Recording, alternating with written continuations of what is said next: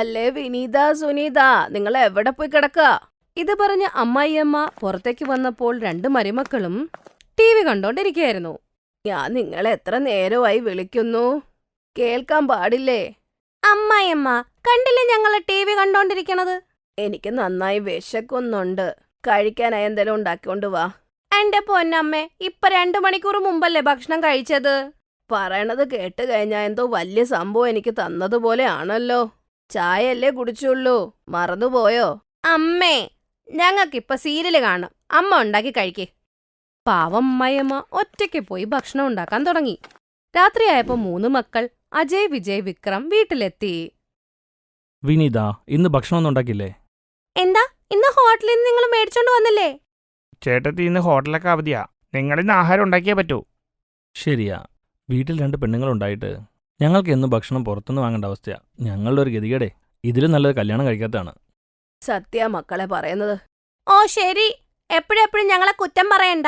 ബാ ചേച്ചി, നമുക്കേ ഇന്ന് പോയി ഭക്ഷണം ഉണ്ടാക്കാല്ലേ, പട്ടിണി കിടക്കേണ്ടി വരും. അങ്ങനെ രണ്ടുപേരും ഭക്ഷണം ഉണ്ടാക്കാൻ അടുക്കളയിലേക്ക് പോയി. ഇവിടെ 3 മക്കൾ അമ്മയോട് പറഞ്ഞു, അമ്മ, ഹോട്ടലൊക്കെ ഉണ്ടായിരുന്നു, മനഃപൂർവ്വം കള്ളം പറഞ്ഞതാ. എത്രയെന്ന് വെച്ചാ പുറത്തുനിന്ന് കഴിക്കുന്നത്?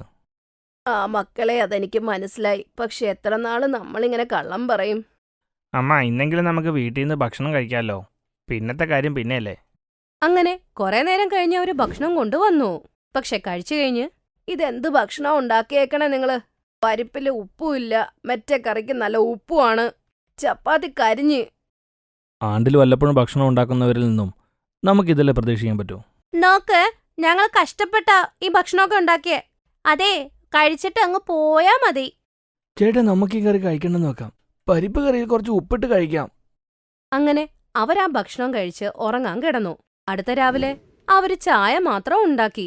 ഉച്ചയായപ്പോ രണ്ടുപേരുടെ അടുത്തേക്ക് അമ്മായിയമ്മ വന്നു. അതെ, മക്കളുടെ തുണി കഴുകാനുണ്ടോ, ഒന്ന് കഴുകിയിടുവോ? നാളെ ഇടാൻ നല്ല തുണിയൊന്നും അവരുടെ ഇല്ല.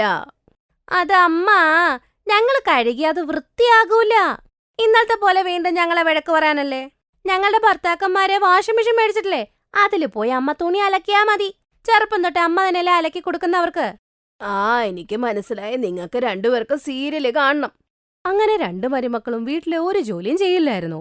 എപ്പോഴും സീരിയല് കാണുക, കിറ്റി പാർട്ടി നടത്തുക, അതൊക്കെയാണ് അവരുടെ ശരിക്കുള്ള ജോലി. ഒരു ദിവസം എല്ലാരും ഒരുമിച്ചിരുന്നപ്പോ അവരുടെ അമ്മായിയമ്മ പറഞ്ഞു, വിക്രം മോന് വലുതായി, ഇപ്പൊ നല്ല സമ്പാദിക്കും, കല്യാണം കഴിപ്പിക്കണം. അവന്റെ കല്യാണം എത്രയും പെട്ടെന്ന് നടത്തണം. അമ്മായിയമ്മ പറഞ്ഞപ്പോ വിനീത പറഞ്ഞു, അമ്മ, വിക്രമിനുള്ള പെണ്ണ് ഞങ്ങള് നോക്കാം. അത് നല്ല കാര്യാണ്. വീട്ടിലെ ജോലിയോ ചെയ്യുന്നില്ല, ഈ ജോലിയെങ്കിലും മക്കള് ചെയ്യ്. അങ്ങനെ അടുത്ത ദിവസം രണ്ടുപേരും ഒരുങ്ങി എവിടെ പോകാൻ നിന്നു. അപ്പൊ അമ്മായിയമ്മ വന്ന് ഇടയ്ക്ക് പറഞ്ഞു, അല്ല, നിങ്ങൾ രണ്ടുപേരും എങ്ങോട്ട് പോകുവാ? വീടൊക്കെ വൃത്തിയാക്കണ്ടേ? അതെ അമ്മ, അമ്മയ്ക്ക് അറിയാലോ ഞങ്ങക്ക് ജോലി ചെയ്യണ ഇഷ്ടമല്ലെന്ന്. അമ്മ എന്നെ ചെയ്താ മതി. ഇപ്പൊ ഞങ്ങളൊരു പൂജാരിയെ കാണാൻ പോവാ. വിക്രമിനൊരു പെണ്ണിനെ കണ്ടുവച്ചിട്ടുണ്ട്, അവരെ ഒന്ന് പോയി കണ്ടിട്ട് വരാം. എല്ലാം ഓക്കെ ആണെങ്കിൽ പെണ്ണിനെയും കണ്ടിട്ട് വരാലോ. അങ്ങനെയാണോ? ശരിയെന്നാ. ദൈവത്തിനോട് ഒരു പ്രാർത്ഥനയേ ഉള്ളൂ, ഈ വീട്ടിലെ ജോലി ചെയ്യുന്ന ഒരു മോളെ വേണം എനിക്ക്. എന്റെ ഈ കഷ്ടപ്പാടൊന്ന് മാറിക്കിട്ടുമല്ലോ. അങ്ങനെ രണ്ടുപേരും ഒരു പാർക്കിൽ ചെന്ന് പൂജാരിയെ കണ്ടുമുട്ടും. നിങ്ങൾ പറയുന്നത് പോലത്തൊരു പെൺകുട്ടി എൻ്റെ അറിവിൽ ഒരിടത്തുണ്ട്. ഇവിടുന്നൊരു 70 കിലോമീറ്റർ ഉണ്ടാവും. ഭേരാപ്പൂർ എന്നൊരു ഗ്രാമമുണ്ട്. അവർ വളരെ പാവപ്പെട്ടവരാ. അല്ല തിരുമേനി, അത് നന്നായി. എന്തായാലും പാവപ്പെട്ടവരാകുമ്പോ ഞങ്ങൾ എന്തു പറഞ്ഞാലും ഞങ്ങക്ക് ചെയ്തു തരുമല്ലോ. ഞങ്ങൾക്കൊന്നും ചെയ്യണ്ടല്ലോ, ഞങ്ങളുടെ കാലും മസാജ് ചെയ്തു തരുമല്ലോ. അങ്ങനെ ആ പെൺകുട്ടിയെക്കുറിച്ച് അവര് രണ്ടുപേരും വീട്ടിൽ പോയി പറയും. അങ്ങനെ പെണ്ണ് കാണാനായിട്ട് അവരങ്ങ് പോയി. അവര് വളരെ പാവപ്പെട്ട കുടുംബത്തിലെ ആയിരുന്നു. ചേട്ടന്റെ മോള് നല്ല സംസ്കാരമുള്ള കുട്ടിയാണല്ലോ. സമൂസയും ചായയും നന്നായിട്ടുണ്ട്. ഞങ്ങൾക്ക് ഇങ്ങനത്തെ മോളെയാ വേണ്ടത്. അങ്ങനെ മമതയുടെ വിവാഹം വിക്രമുമായിട്ട് നടന്നു. ഒരു ദിവസം വിനീതയും സുനീതയും സംസാരിക്കുകയായിരുന്നു. എടി സുനീതേ, നമ്മുടെ പ്ലാൻ സക്സസ് ആയി. നമ്മുടെ ജോലിയൊക്കെ നമുക്ക് അവളെ കൊണ്ട് ചെയ്യിപ്പിക്കാം. നമുക്കൊന്നും ചെയ്യേണ്ടി വരില്ലല്ലോ. പുറത്തുനിന്ന് ഭക്ഷണവും വാങ്ങേണ്ടി വരില്ല.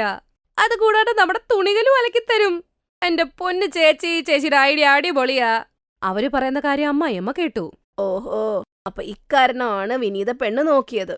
ഒന്ന് കല്യാണം കഴിയട്ടെ, ഇവരെ ഒരു പാഠം പഠിപ്പിക്കണം. അങ്ങനെ കുറച്ചു ദിവസം കഴിഞ്ഞ് വിക്രമിന്റെയും മമതയുടെയും വിവാഹം അടിപൊളിയായിട്ട് നടന്നു.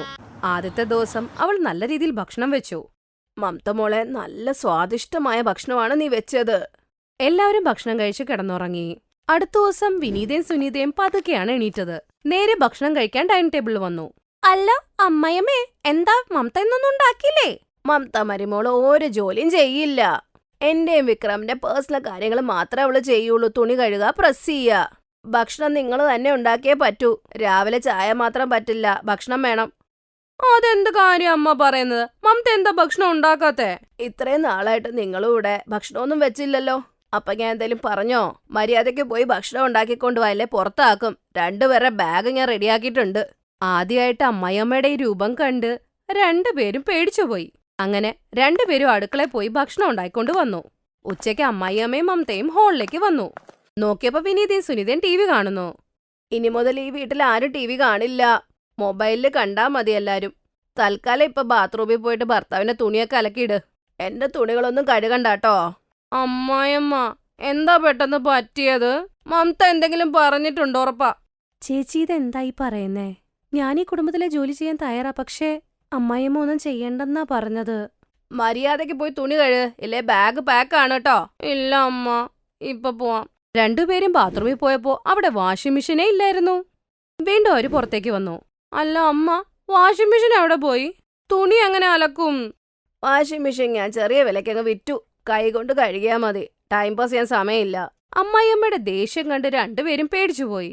അങ്ങനെ മമത അമ്മായിയമ്മോട് പറഞ്ഞു, അമ്മ, രണ്ടുപേരുടെ അവസ്ഥ കണ്ടിട്ട് സങ്കടം വരുന്നു. എന്തിനാ ഇങ്ങനെയൊക്കെ അവരോട് ചെയ്യുന്നേ? മോളെ, നിനക്കൊന്നും അറിയില്ല. പയ്യെ പയ്യെ എല്ലാം മനസ്സിലാവൂട്ടോ. അങ്ങനെ സുനിതയും വിനീതയാണ് ആ വീട്ടിലെ എല്ലാ കാര്യങ്ങളും ചെയ്തുകൊണ്ടിരുന്നത്. ഭക്ഷണവും കറക്റ്റ് സമയത്ത് ഉണ്ടാക്കേണ്ടിയും വന്നു.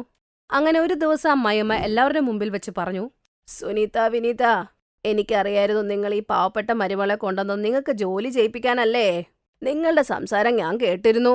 അതുകൊണ്ടാ ഇവളെ കൊണ്ട് ഒരു ജോലിയും ഞാൻ ചെയ്യിപ്പിക്കാത്തത്. നിങ്ങളെ കൊണ്ട് മനഃപൂർവ്വം ചെയ്യിപ്പിച്ചതാ. അതുകൊണ്ട് എന്തായി, നിങ്ങളിപ്പോ എല്ലാ ജോലിയും പഠിച്ചില്ലേ? അമ്മ ചെയ്തതൊക്കെ ഞങ്ങളുടെ നല്ലതിനു വേണ്ടിയാ. മടി പിടിച്ചിരുന്ന ഞങ്ങളിപ്പോ നന്നായി. ആ ശരി, ഇനി തൊട്ട് മമതയെ നിങ്ങളെ സഹായിക്കൂട്ടോ. ആ ദിവസത്തിന് ശേഷം മൂന്നുപേരും സന്തോഷത്തോടെ ജോലി ചെയ്യാൻ തുടങ്ങി.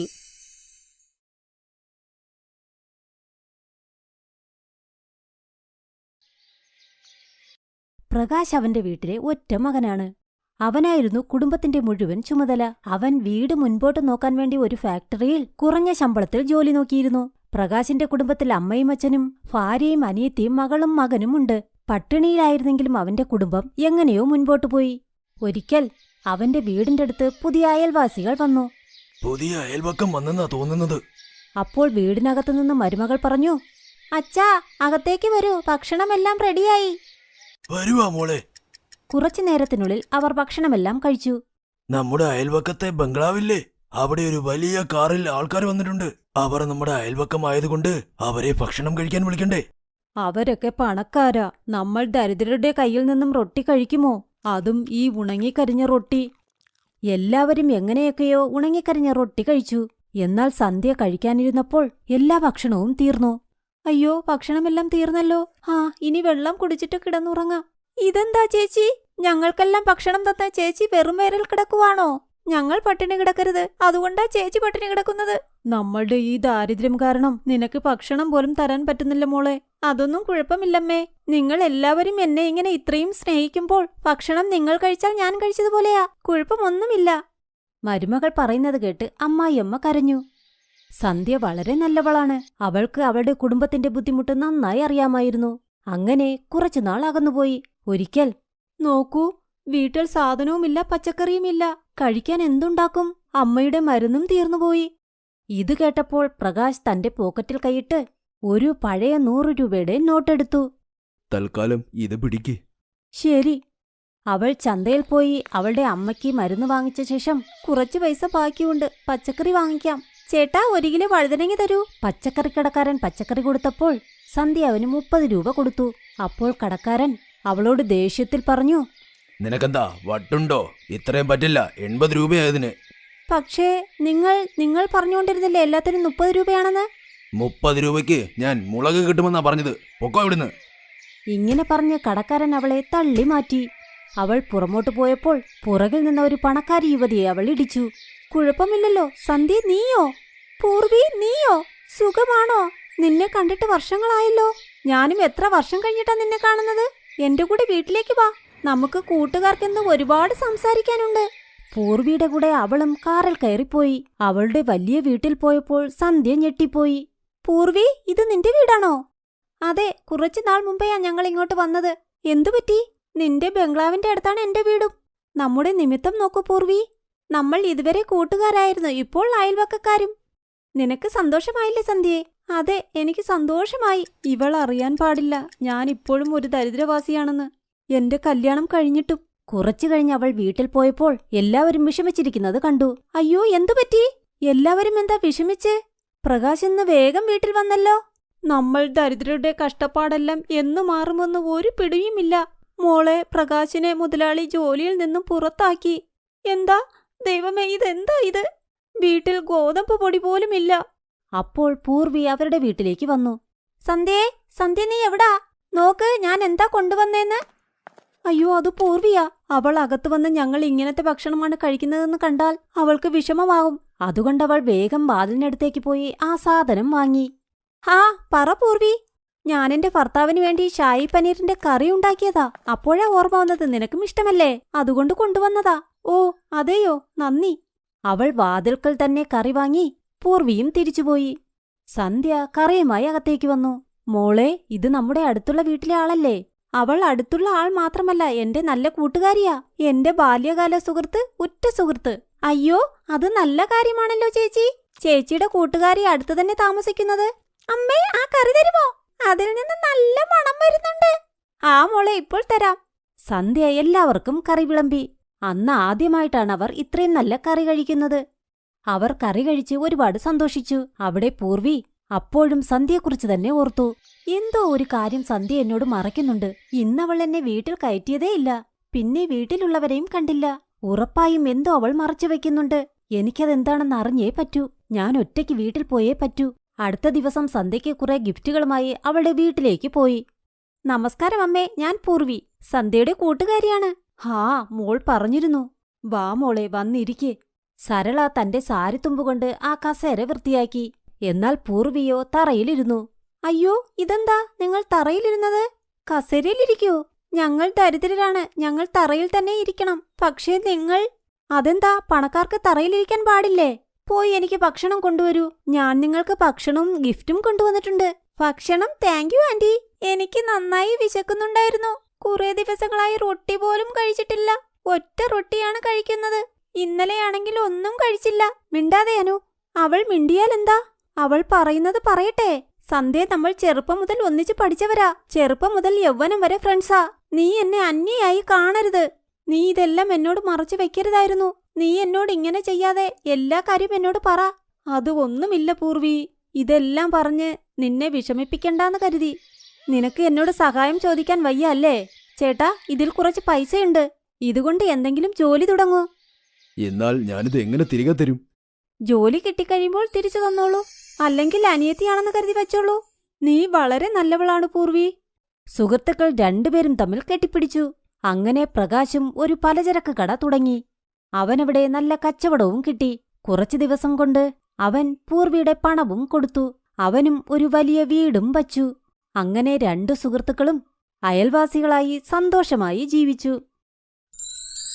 Thanks for watching.